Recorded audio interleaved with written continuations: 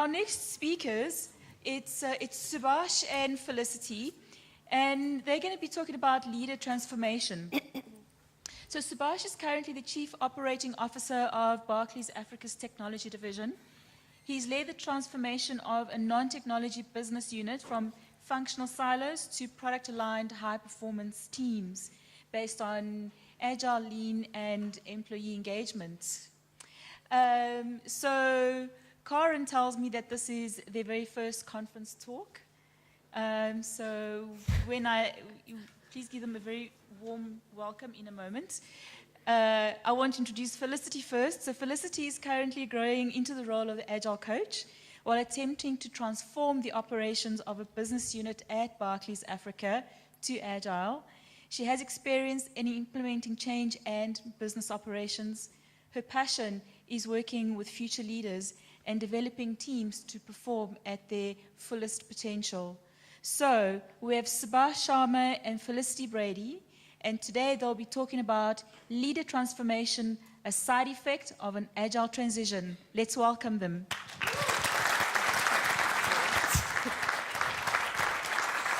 How's it, everybody? But before we start, we just want to tell everybody that today represents one of those steps for us in conquering your fears. So we've never done this before, so if we take a couple of failure bars at the end, then you're just going to have to live with it. Okay. So we're going to start off with a typical performance discussion. So I'm the boss and Felicity is the employee. Felicity, I need results. Which part of results don't you understand? But what exactly are we aiming for? I don't get it. We were working in one way, and now things are changing. I still don't have an idea of what a good outcome is. I spoke to you about this before. I was clear that I'm getting pressure from above. I need the new solution deployed by August. I don't really care about anything else. Oh, and by the way, can you get a bit faster about it? Let's be agile. Let's scrum the stuff. Sure. Okay. So I suppose I have some ideas of how this could work better. Maybe it could make us a more effective team. Oh, Felicity, I've spoken to you about this stuff before. I've told you what I need. I don't really have time for this other stuff.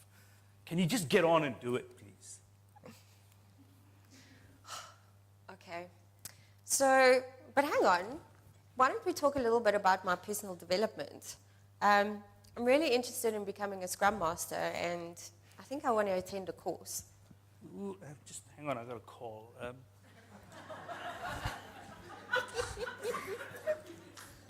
Sorry, what were you saying? So personal development. I was thinking about doing a course. Yeah, you know, we have an HR policy on that stuff, right? You want to kind of check this out with HR? Are we done? Okay. Cool. So can you see from this example just what a waste of time this was? It was really just ticking boxes. As funny as it may sound, this is actually exactly how most performance discussions go in large organizations. Notice how the relationship also between the leader and the team is more of a transactional one. So, in other words, if you do this for me, then I'll give you that. So, my name is Felicity Brady, and this is my boss, Subash Sharma, and we are part of a team called the Candy Shop, and our purpose is to create high-performing teams based on the foundations of Agile. About 18 months ago, we started our Agile journey, and during this transformation process, we have been assisted and undergone various training, coaching, and development programs. What we've been spoken about was that servant leadership is required to adopt this Agile thing. But this was very confusing for us. It sounded almost as though it was a prerequisite. Okay. Yes, completely. It was confusing. We understood that leadership was a key component of any transformation, but we weren't really clear about what servant leadership meant. So we had the theoretical descriptions on what a servant leader was versus a transactional leader, but what did this actually mean practically? What was even more confusing to me as a leader of the team was, yes, I understood what authors of servant leadership were talking about from a theoretical point of view, but I mean, were they real? I mean, how do you actually get this stuff? How do you do this stuff? What if I wasn't born with these abilities? Or what if I was not able to do this stuff? How was I then going to be able to lead my team? What, does this mean that I could not help my team with this agile adoption? And nobody teaches you this stuff at varsity, right? So in our talk, we're looking at it from a leader's perspective and the transformations that took place based on our recent experience. But we're also going to look at it from the perspective from the team. So we're not going to have a theoretical discussion on servant leadership, but rather relates to practical things that took place for us. So we must say, though, that a key component of this transformation, or any for that matter, is there must actually be a need for it. So about 2 years ago, our organization started talking about Agile. And we decided that this was going to be part of our global strategy.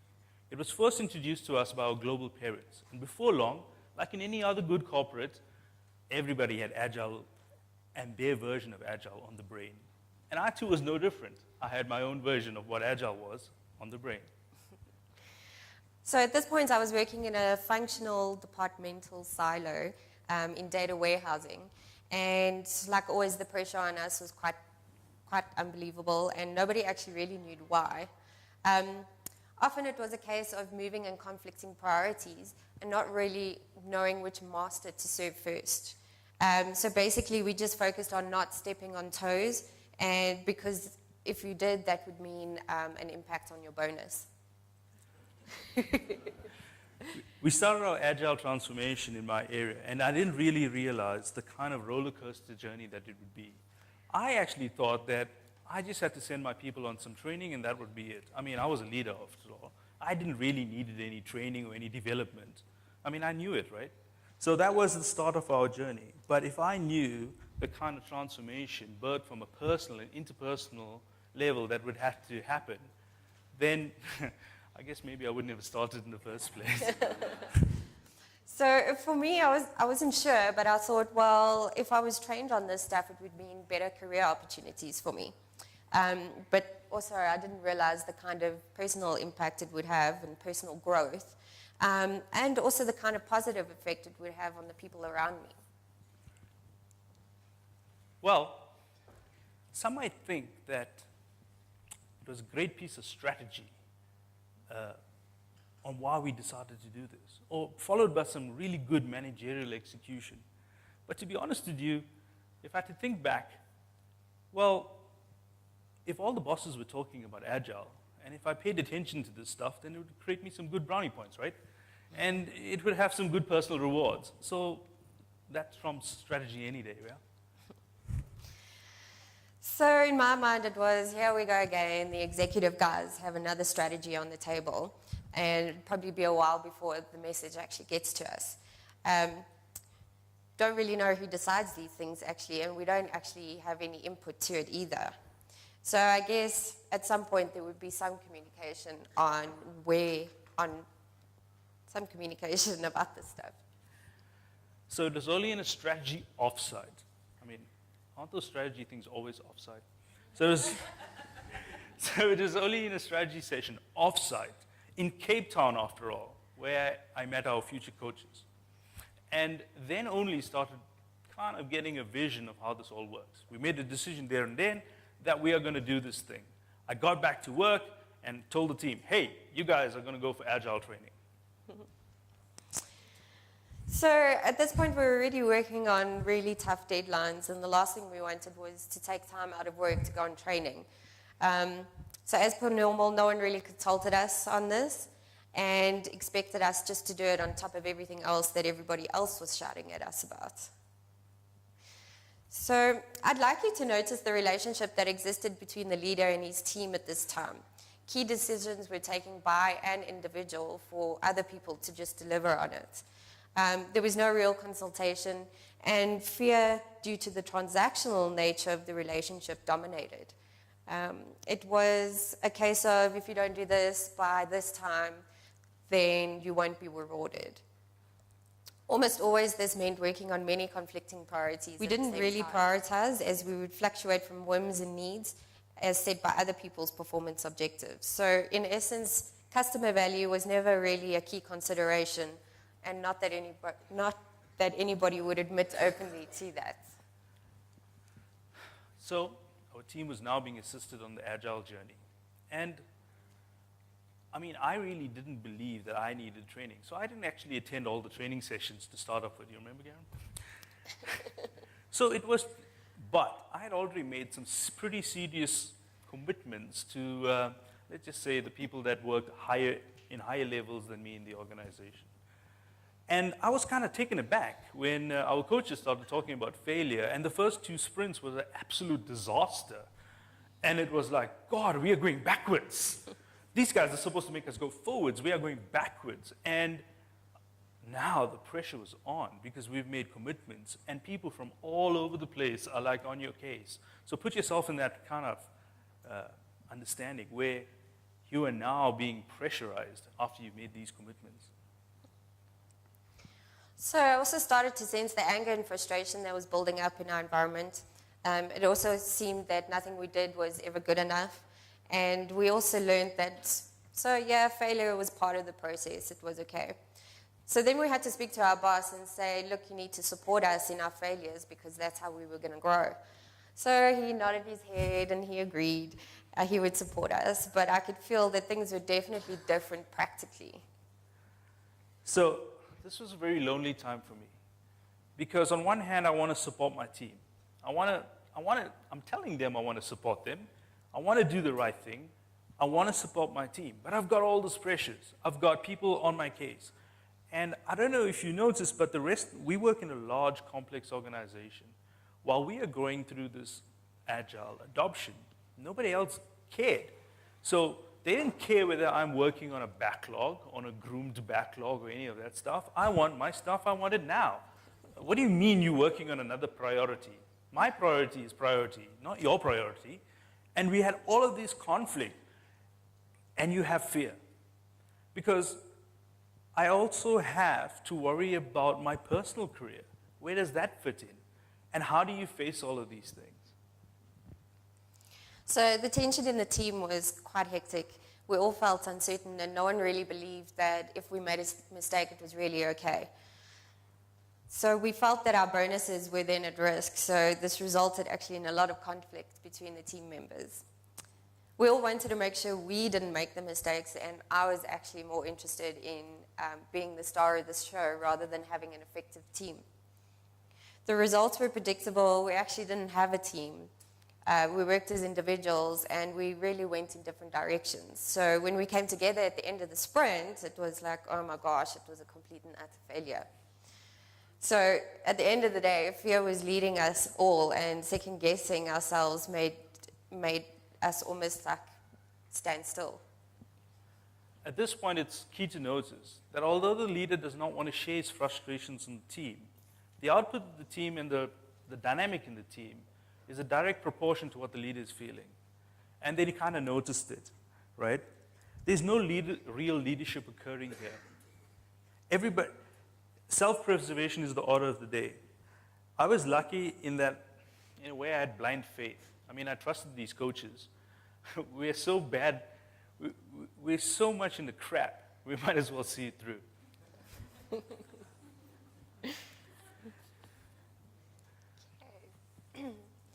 So, with the help of our coaches, we kind of persevered, and although it was tough, our coaches did reassure us this was all part of the process. I think the key thing for us was having a bit of trust, perhaps not amongst the team, but at least trusting our coaches. I think that this is actually what made us stick it through. We could see that we didn't only have an interest, we could see that the coaches didn't only have an interest in working with us, but also with our leader. And even though significant change had not occurred yet, we also saw that at least he was trying. So if he could try, we could try. And then Sprint 3 happened. So yeah, we hit it out of the park, finally, success. We delivered more in one sprint than we had ever done, and people started to take notice of us. So we started to feel really good about ourselves at this point. Wow, finally, success, you know? And those people from those quarters that were kind of pressurizing us before, they were kind of asking us, ooh, what are you guys doing? What did you do? What did you do to get from there to there? You were crap before, now you're better. What happened? So we've been asking these questions, and it kind of doesn't make you feel good. The recognition kind of becomes like a drug. It kind of, like you want more of it. And for me, I was kind of sucked up in this. The recognition was getting so overwhelming. After going through that fear and negativity, recognition was a drug. I just wanted more of it. And now I want to take on the world. So although we were celebrating our initial success, we all knew in the team that we still had a long way to go and develop and grow. Our coaches were with us every step of the way, and we knew actually then that our journey had only just begun. So our boss, on the other hand, who did not attend most of the sessions, had other ideas. I was on top of the world. I wanted us to ride this momentum. So I started planning, how about we transform our entire business unit into product-aligned agile teams? And so therefore, the vision was growing. Yeah. Okay, so what we want you to notice is that if you're not careful, your initial successes are like a drug. And so if it's not handled correctly, it could be the cause of future failures. Our boss, and in a way our team, was developing a godlike complex. And the self-confidence was good for the development, but overconfidence meant that we started taking on too many things too quickly and all at once. So this led to many further failures for us as a team. So I thought I'd use the successes of Team 1 and drive the momentum. So what's a good idea? Let's use Team 1 to train the other people, right? So that's what we did. We started trying to do that. Okay, so like anything in life, nothing's guaranteed. We started transforming the whole business unit, and some team members left, and so we slotted in new team members, but we were still riding on the wave of success. I was still confident, though, that the team members that remained behind would kind of get the new guys up to speed, and we'd still be able to take on the world, right? So it wasn't very long until everything finally fell apart, and then we realized that we actually needed to do some self-reflection. So the team had not grown enough yet to take on all these new challenges. And although mechanically we understood the process and we knew how to conduct all the steps, the team and leadership dynamics had not transformed sufficiently to overcome our new challenges. So I started to feel like my team didn't know me. I mean, I had a clear vision of what good looked like. I knew clearly what I wanted. But no matter how hard I tried to translate that, these guys didn't get it. It must be them, right? So no matter how hard we tried, we kept failing. So it was only due to, coaching, self-reflection, thinking about it again, did we realize that the issues was not communication. There were various issues, and they were deeply entrenched in our team. And it required personal development from everyone, leader included, people included, but also interpersonal development before we could move forward. So to work in this new way, we realized it required us all to self-reflect. And it meant that as a team, there were certain things we had to do. Both as individuals, there were certain aspects in which we all needed to grow. By doing so, we were able to overcome the successes created by the initial mechanical adoption and grow to a different leadership approach in the team. So we now started to think that leadership was not individualistic or person-based on your position in the organization, but rather it is a function that we each serve depending on the needs of the team and the customer. I soon realized that I was not the magic. Damn. That's hard to deal with. I mean, I realized that I had to give away this command and control kind of way. And I had to learn. And I had to change the way we did things from a command and control approach to to something which was more collaborative, where decisions were taken by the team and not just by one person and hope that everybody else gets it.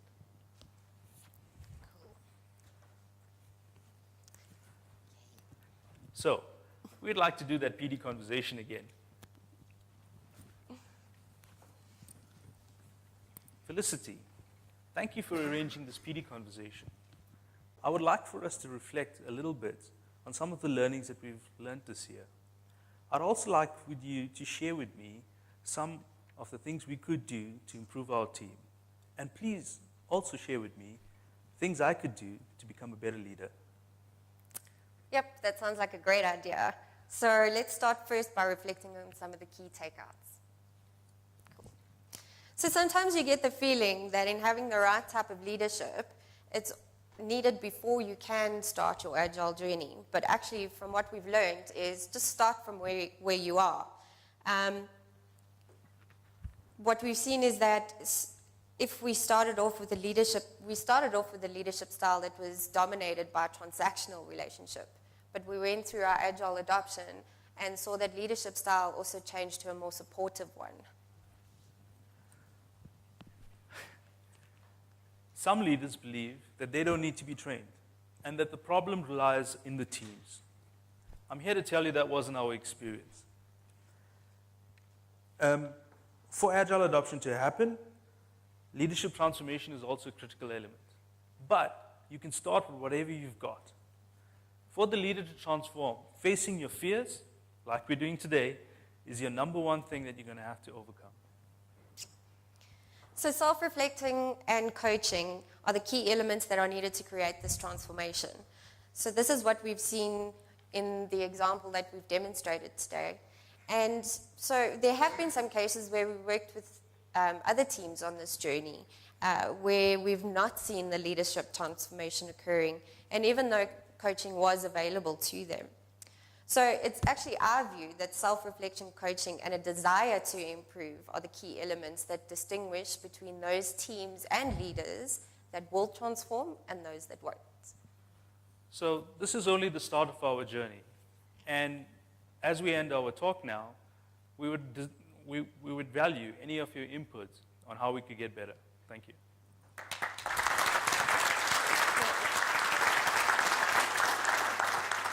Failure bar. Question? Are there any questions for Felicity and Subash?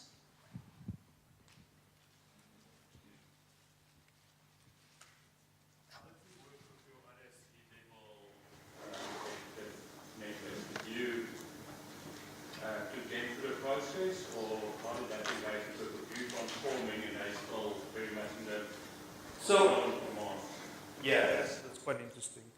So we were lucky in that because the group was talking about this kind of transformation, different teams started to transform. So you created microcosms, right? So microcosms, what I mean by this, in technology itself, there was lots of momentum in terms of creating that kind of understanding and that kind of recognition. And we had culture transformation programs where leaders were helped with and things like that. So those things kind of happened as well. But because we're such a large organization, when you get outside technology and you get into other areas and things like that, those areas haven't really started to understand this. But I guess our approach, or the things that we kind of believed in, was let's start with what we can influence. And what we can influence is we can influence ourselves. So what we did was we began with ourselves. And we said, let's change ourselves, and let's not tell other people on how they should become better leaders. But let's start with ourselves, and by doing the things that our coaches asked us to do or asked us to practice, we believe that we created a little microcosm from which to grow. So we find it very hard to get to tell people, do the following things, and then transformation happens. What we believe in is, well, let's just do it. And you know what? We'll make a lot of mistakes and we'll fail 100 million times along the way. But if we do something and we start with ourselves, then the journey will kind of snowball. And that's kind of what we did.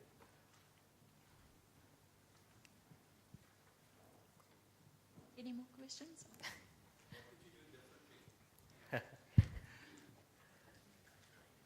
I don't think I think how we did it was fun. It was a learning journey. We made a lot of mistakes. I think to say, can we do it differently? In getting to this agile way of work and developing high-performing teams, I think how we did it was fun. I think just to add to that, some of the things that, if I had to reflect on the things that we would do differently, is trust the process and don't nickel and dime it. When I say nickel and dime it, it's sometimes you kind of like, when you're starting to get it, especially in that God complex phase, where you start to have some successes, then when people kind of want to bend the rules, do we really need a stand-up? Do we really need a retro? Do we really need diverse teams? That's when you've got to be really careful, because some of the mistakes that we made along the way was when we started going out on scale and teams were kind of grouped together in product teams, we said, like the Bible says, you must have diverse teams, cross-functional teams in the products. But when product owners were kind of putting their teams together, we kind of like, it's okay if you want to pick your friends and don't pick a diverse team. It's okay. We'll kind of sort it out later. Well, later never comes. And it just delays the process, and you fail 10 times more, because what you find is everybody thinks exactly the same. Right? That's true. So starting off with diverse seed stock in a product is really, don't nickel and dime the process. The guys that have been there before you have lots of experience on the stuff, and listen to them. I think the most important thing that we did was we listened to the people that have been there before, rather than trying to invent the process ourselves. We're still waiting. Oh, yes. And to all my team members in the audience, remember, I'm still the boss, and I still control the TV. So only positive feedback. Okay, last question. Last one. Okay, so it sounds like it's a remarkable story, and it's your own story, and it's nobody can copy it. But you said there were the bigger corporate also had a transformation on their mind. Do you have any link to that, or do you have any interaction with other parts of the organization, or is it really just your own story? No, well. So we've got some colleagues in the audience. So we have some colleagues here, and the gentleman right at the back, James.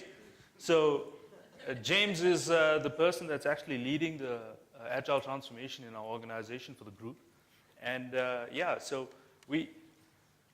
you can imagine 2 years ago, we were all kind of like figuring this out. None of us knew what to do. So it's like, hey, I need royalty points. I'm not going to wait for him. I need to run, right? So that's what we did. And now it's kind of like, he's got a plan, and he's got all kinds of stuff coming together, and we kind of collaborate and come together, and we run, lean coffees and stuff together, and it's now more like an integration. But you're right. Start with where you're at, because if we sat and figured out, okay, what is the strategic plan? Let's put a plan together. We've probably gone nowhere. So we just started, and those guys are doing an awesome job as well. And yeah, we're starting to collaborate a bit more now, I think. Great. Thank you. Thanks, Felicity and Subash.